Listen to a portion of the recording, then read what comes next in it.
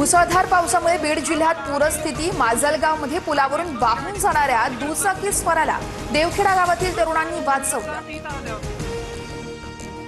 पुण्यासह घाटमाथ्यावर जोरदार पाऊस। खडकवासला धरणातून 10,000 क्युसेकचा विसर्ग वाढवल्यास भिडे पूल पाण्याखाली जाण्याची शक्यता। मुंबईसह राज्यातील नाशिक, ठाणे, पालघर, रायगड आणि पुणे जिल्ह्याला रेड अलर्ट, तर रत्नागिरी, सातारा, कोल्हापूर, सांगली आणि छत्रपती संभाजीनगरला ऑरेंज अलर्ट जारी। दसरा मेळाव्याच्या पार्श्वभूमीवर एकनाथ शिंदेंनी बोलावली महत्त्वाची बैठक। आज दुपारी 3 वाजता वांद्र्यातील रंगशारदा सभागृहात बैठकीला शिवसेना नेते आणि पदाधिकारी राहणार उपस्थित।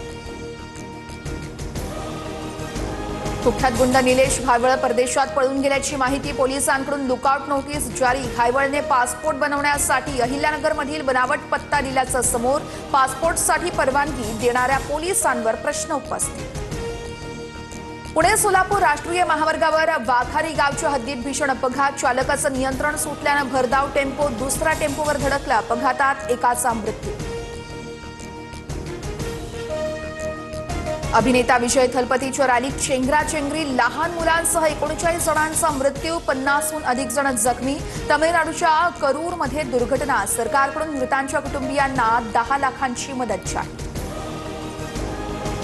आशिया चषकाच्या फायनलमध्ये आज भारत पाकिस्तानशी भिडणार। पाकिस्तानवर विजय मिळवत आशिया चषक जिंकण्यासाठी भारत सज्ज, तर भारताविरुद्ध सलग 2 पराभवानंतर पाकिस्तानच्या कामगिरीकडे सर्वांचंच लक्ष।